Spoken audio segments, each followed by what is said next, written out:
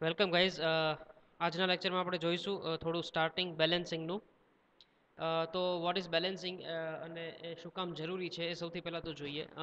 હા, બેલેન્સિંગ જે છે એ ખાસ તો સમજો તો કોઈ પણ રોટેટિંગ ઓબ્જેક્ટ હોય છે, કોઈ પણ વર્લ્ડની અંદર જે રોટેટિંગ ઓબ્જેક્ટ્સ હોય છે, ટર્બાઇન લઈ લ્યો, આપણા કારના ટાયર લઈ લ્યો, બાઇકના ટાયર લઈ લ્યો, ફેન લઈ લ્યો, કોઈ પણ શાફ્ટ ઉપર રોટર હોય એ લઈ લ્યો. તો દરેક વસ્તુ ઉપર જ્યાં આગળ રોટેટિંગ એલિમેન્ટ્સ આવે છે ત્યાં આગળ ક્યાંક ને ક્યારેક બેલેન્સિંગની જરૂર પડતી હોય છે, કેમ કે રોટરનું જે છે ઇમ્બેલેન્સ થઈ જતું હોય છે ગમે ત્યારે. એના રીઝનની અંદર ઘણા બધા હોઈ શકે કે જે રોટર છે એનું પ્રોપર એસેમ્બલી ના થઈ હોય, એની રોટરની બ્લેડ્સની, અથવા કોઈ ડિસ્ક હોય શાફ્ટ ઉપર રોટેટ થતી હોય, એનું મટીરિયલ જે છે એ હોમોજીનિયસ ના હોય તો એનું આઉટ ઓફ બેલેન્સ થઈ જતું હોય છે. બેલેન્સ આઉટ ઓફ બેલેન્સ મતલબ કે જે રોટર જે છે કોઈ પણ, અથવા તો ડિસ્ક કે જે શાફ્ટ ઉપર રોટેટ કરે છે, એ રોટરની સેન્ટર ઓફ ગ્રેવિટી એકદમ ડિસ્કના અથવા તો રોટરના સેન્ટરમાં હોવી જોઈએ. એટલે કે રોટેટિંગ શાફ્ટ હોય એની એક્સિસ ઓફ રોટેશન ઉપર હોવી જોઈએ. જે એના ઉપર ના હોય તો એને કહેવાય બેલેન્સિંગ થોડુંક નથી, તો આને બેલેન્સિંગ કરવાની જરૂર છે. બરાબર છે. તો ઘણું જોયું હશે તમે કે કારની અંદર ટાયરમાં આ રીતે વ્હીલ રાખીને એ લોકો બેલેન્સિંગ કરતા હોય છે, અને એની ઉપર ચેક કરે છે કે ક્યાં આગળ જે છે એ પ્રોપર બેલેન્સિંગ માસ મૂકવાની જરૂર છે, પછી એ બેલેન્સિંગ માસ મૂકતા હોય છે. આ રીતનું તમે જોઈ શકો છો અહીંયા આગળ રાખેલું છે. તો આવું માસ તમે ઘણી જગ્યાએ મૂકેલું હશે, જેને ગાડી હશે એને ખ્યાલ હશે કે આવી રીતે તમારે ઘણી વખત વ્હીલમાં શબ્દ વાપરે છે તમારા ગેરેજવાળા કે એનું એલાઇનમેન્ટ બેલેન્સિંગ કરવાની જરૂર છે. Alignment is different thing. Alignment છે ફ્રન્ટ વ્હીલની અંદર કરવાનું જરૂર પડે છે, કેમ કે બંને વ્હીલના જે છે એ ઓરિએન્ટેશન જે થોડાક એંગલ્સ આવી ગયા હોય છે એની અંદર, that is called alignment. A different વસ્તુ છે, આપણે નથી જોવાની. આપણે જે જોવાનું છે એ ધીસ વન બેલેન્સિંગ. મતલબ કઈ આ જે છે એ આપણને જે કોમ્પ્યુટરમાં ખ્યાલ આવે છે એના આપણે થોડાક મેન્યુઅલી એક્ઝામ્પલ જોવાના છે કે કઈ રીતે. સૌથી પહેલાં તો શું કામ જરૂર પડે એનું કહી દઉં. આ તો નાની એવી વાત હતી કે કારની અંદર બેલેન્સિંગ કરવું જ પડે, પણ એની અંદર 150, 200 કે 250 ગ્રામનું વેઇટ મૂકો એટલે કામ ચાલી જતું હોય છે. પણ જ્યારે કોઈ હેવી મશીનરીની વાત આવે છે, જેમ કે આ ટર્બાઇન, તો આ રોટર છે સપોઝ છે, તો આની અંદર સપોઝ સમજો તમે કે એનું સપોઝ 1000 kg જેટલું વેઇટ છે સમજો. તો અને સમથિંગ એક સમજો કે સમથિંગ અરાઉન્ડ 500 RPM આસપાસ રોટેટ કરે છે, અને એમાં ખાલી 2 જ મિલીમીટર જેટલું આઉટ ઓફ સેન્ટર છે આખા રોટરની અંદર. હવે સમજો કે 1 ટનનું આ રોટર છે અને એ 500 RPM જેવું રોટેટ કરે છે. એટલે તમે એને m²r જે સેન્ટ્રીફ્યુગલ ફોર્સ છે એનું ઇક્વેશન કરો, તો જેટલું અહીંયા સેન્ટરથી 2 જ મિલીમીટર ભલે એનું દૂર સેન્ટર હોય, તો એની ઉપર લગભગ 54 કિલોન્યુટન, 54 કિલોન્યુટન જેટલું ફોર્સ લાગશે આ રોટર ઉપર. તો એ શું કરે કે શાફ્ટને તોડી નાખે. તો આ વસ્તુને અવોઇડ કરવા માટે તો એ જે છે એ નેસેસરી છે. એના અમુક કેસીસ છે કે જે તો ટર્મિનોલોજી અંદર આપણે આગળ જોઈશું કે સિંગલ માસ હોય, મતલબ આની અંદર એક જ જગ્યાએ ક્યાંક અનબેલેન્સ હોય તો એને સિંગલ માસ સામે મૂકીને બેલેન્સ કરવું, એક એ કેસ બને. સેકન્ડ કેસ બને balancing of single mass, single rotating mass by two masses rotating in different planes. મતલબ કે અહીંયા ને અહીંયા માસ નહીં મૂકવાનું, પણ એક ક્યાંક આખા શાફ્ટની અંદર બીજી જગ્યાએ ક્યાંક બેલેન્સિંગ માસ મૂકવાનું. જે અનબેલેન્સ થાય છે એને ડિસ્ટર્બિંગ માસ કહેવાય. જે માસીસ આપણે એનું બેલેન્સ કરવા માટે મૂકીએ એને બેલેન્સિંગ માસ કહેવાય. પછી આવે છે balancing of different masses rotating in same plane. મતલબ આ એક જ પ્લેનની અંદર અલગ અલગ જગ્યાએ સેન્ટર ઓફ ગ્રેવિટી તો ના કહી શકો, પણ અલગ અલગ જગ્યાએ એવા માસ હોય કે જેને બેલેન્સ કરવા પડતા હોય, તો અલગ અલગ ડિસ્ટર્બિંગ માસ હોય તો કઈ રીતે હેન્ડલ કરવા. અને balancing of difference masses rotating in different plane, કે આ એકને બદલે એક શાફ્ટ ઉપર ઘણા બધા રોટર અથવા તો ડિસ્ક હોય અથવા તો ડિસ્ટર્બિંગ માસ હોય, અને એને કઈ રીતે આપણે બેલેન્સ કરવા. તો બધા અલગ અલગ કેસીસ છે, આપણે જોઈશું.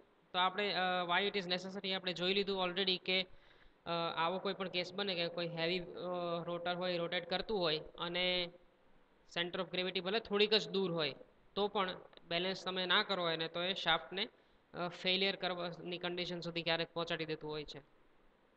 તો પહેલો કેસ આપણે જોઈએ છીએ આજના દિવસે કે balancing of single mass, single rotating mass, મતલબ કે આ disturbing mass by single mass rotating in same plane. મતલબ કે અહીંયા જે માસ તમને બતાવેલું છે એ જે છે એ સી m1 માસ જે છે, ધીસ ઇઝ m1 માસ, એ ડિસ્ટર્બિંગ માસ છે. આ એક્સિસ બતાવે છે તમને કે એક્સિસ ઓફ રોટેશન છે, ત્યાંથી r જેટલી રેડિયસ છે, આટલી રેડિયસ છે, કોઈક ડિસ્ટર્બિંગ માસ છે. આને આપણે બેલેન્સ કરવું છે, અને જે ઓમેગા જેટલી એંગ્યુલર વેલોસિટીથી રોટેટ કરે છે. તો આ જે છે એક્સિસ, ત્યાંથી આ આર જેટલું દૂર છે અને એમ જેટલું ડિસ્ટર્બિંગ માસ છે. તો આને બેલેન્સ કરવું હોય તો શું કરી શકો? તો કે કાંઈ વાંધો નહીં. હવે આ જો લખ્યું છે કે બેલેન્સિંગ ઓફ સિંગલ રોટેટિંગ માસ, આ સિંગલ રોટેટિંગ માસ છે, મતલબ કે આ ડિસ્ટર્બિંગ માસ થયું. આને બેલેન્સ કરવું છે કોનાથી? કે by single mass rotating in same plane, મતલબ કે આ જ પ્લેનની અંદર કોઈ એક માસ મૂકીને આપણે એને બેલેન્સ કરવું છે. તો સૌથી પહેલા આનું કેટલું ફોર્સ થતું હશે? તો કે Fc1 એટલે કે centrifugal force m1 omega square r1. તો આટલું જે છે એ સેન્ટ્રીફ્યુગલ ફોર્સ લાગે અને આ શાફ્ટ ઉપર આટલું ફોર્સ લગાડે. તો આને બેલેન્સ કરવા માટે કાંઈ નહીં, એક કામ કરો, એની સામે એક માસ મૂકી દો.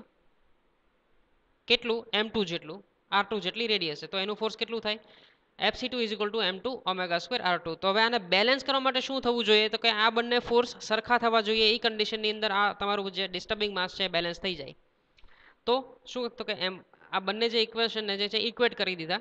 તો એમાં ઓમેગા છે એ સેમ આવશે, કેમ કે બંનેની એંગ્યુલર વેલોસિટી સેમ જ થાય ને, કેમ કે આની જ સામે મૂકેલું છે, રોટેટ કરે છે. તો આ કન્ડિશન બની જાય કે m1 r1 = m2 r2. તો બસ આ કેસ બની જાય એટલે તમારું આ કન્ડિશન સેટિસ્ફાઈ થઈ ગઈ. હવે આને તમે m2 r2 ને કેટલું રાખવું હોય તમારી ઉપર ડિપેન્ડ કરે છે. તમારે માસ વધારે રાખવાની જરૂર હોય, સપોઝ તમારે માસ ઓછું રાખવું છે તો રેડિયસ વધારી દો. તમારે રેડિયસ જગ્યા નથી, રેડિયસ ઓછી રાખવી છે તો તમે માસ વધારી દો, નો પ્રોબ્લેમ. બરાબર. તો m2 r2 ને તમે સ્પ્લિટ કરી શકો તમારી રીતે કેટલા રાખવા છે, કેમ કે એક ખાલી મલ્ટિપ્લિકેશન જ છે. તો આ થઈ ગયું તમારું સિંગલ માસ નું બેલેન્સિંગ એજ પ્લેનની અંદર, એટલે કે in same plane by single mass. હવે balancing of rotating mass by two masses rotating in different plane, મતલબ કે તમે જે આ માસ જોયું હતું, હવે આનું નાનું મારે બેલેન્સિંગ કરવું છે, પણ આની સામે હું માસ મૂકી શકું એમ નથી અહીંયા આગળ. તો મારે શું કરવું પડશે? બે અલગ અલગ જગ્યાએ કંઈક માસ મૂકવા પડે. કાં તો બંને આ બાજુ મૂકી શકું, કાં બંને આ બાજુ મૂકી શકું, અને કાં તો એક આ બાજુ ને એક આ બાજુ મૂકી શકું. એ કેસ અલગ અલગ છે, આપણે જોઈશું. તો એની અંદર તમારે સ્ટેટિક બેલેન્સિંગ અને ડાયનેમિક બેલેન્સિંગ જે છે એ તમારે થોડું સમજવું પડશે એની માટે.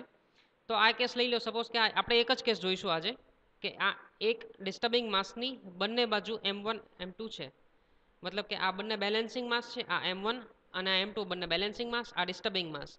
તો આ બંને જે છે એ એક બાજુ મતલબ ડિસ્ટર્બિંગ માસની બંને બાજુ છે. એવું પણ હોઈ શકે કે આ એક ડિસ્ટર્બિંગ માસની બંને આ બાજુ હોય બેલેન્સિંગ માસ, મતલબ કે આ m2 હોય એ આ બાજુ આવે ને m1 ઉપર આવી જાય, એવું બની શકે. અને આ m2 અહીંયા ને અને m2 અહીંયા ઉપર આવી જાય, એવું પણ બની શકે. તો પણ થઈ શકે, મતલબ આ પ્લેનની એક જ બાજુ બે માસ હોઈ શકે બેલેન્સિંગ માસ, અને આ પ્લેનની આ બાજુ પણ હોઈ શકે. તો આપણે આ કેસ જોઈએ છીએ કે આ ડિસ્ટર્બિંગ માસની બંને બાજુ આપણે બેલેન્સિંગ માસ મૂકીએ છીએ. તો આ એનો સાઈડ વ્યૂ છે, મતલબ કે હું આ સાઈડથી જોઉં તો મને આવું કંઈક ઓરિએન્ટેશન બતાય. અલગ અલગ એંગલ પર હશે આ બધા બંને માસીસ. તો ત્રણેયના તમે સેન્ટ્રીફ્યુગલ ફોર્સ લઈ લો તો આનું છે centrifugal force m omega square r, m1 માસ છે એનું m1 ઓમેગા સ્ક્વેર r1 કેટલી r1 જેટલી રેડિયસ છે, અને Fc2 એટલે કે આનું centrifugal force that is m2 omega square r2 થશે. હવે આને મારે સરખું કરવા માટે શું થવું જોઈએ કે આ માસ જે છે સેન્ટ્રીફ્યુગલ ફોર્સ એ આ બંનેના સરવાળા જેટલું થાય તો મારી સિસ્ટમ બેલેન્સ થાય. તો Fc = Fc1 + Fc2 બધાની કિંમત મૂકી, દરેકની અંદર ઓમેગા છે એ કોમન છે એને કાઢી લ્યો એટલે તમારું ફાઇનલી આ ઇક્વેશન વધે જે આપણે જોઈતું હતું, મતલબ કે ધીસ વન. આ કેસ કન્ડિશન થાય એટલે તમારો કેસ સેટિસ્ફાઈડ. બરાબર. તો આ તો થઈ ગયું આપણું એક બેલેન્સિંગ. હવે હું હજી તમને સમજાવતો નથી કે what is static and dynamic balancing, એટલા માટે પહેલાં હું તમને કેસ સમજાવી દઉં. તો આપણું સેન્ટર અત્યારે હજી સુધીમાં આપણે શું કર્યું કે આપણે સેન્ટર ઓફ ગ્રેવિટી હતી આખી સિસ્ટમની, એ આપણે સેન્ટરમાં લાવી દીધી અહીંયા એક્સિસ ઓફ રોટેશન ઉપર. આ કન્ડિશન સેટિસ્ફાઈ કરીને આપણે શું કર્યું કે આની જે અત્યારે સેન્ટર ઓફ ગ્રેવિટી આ શાફ્ટથી દૂર હતી એ આપણે એક્સિસ ઓફ રોટેશન પર લાવી દીધી એની હાવ. પણ હવે તમે જુઓ કે આ ફોર્સ આ બાજુ લગાડે છે, આ માસ જે છે એ શાફ્ટના આ બાજુ ફોર્સ લગાડે છે, આ બાજુ લગાડે છે, આ બાજુ લગાડે છે.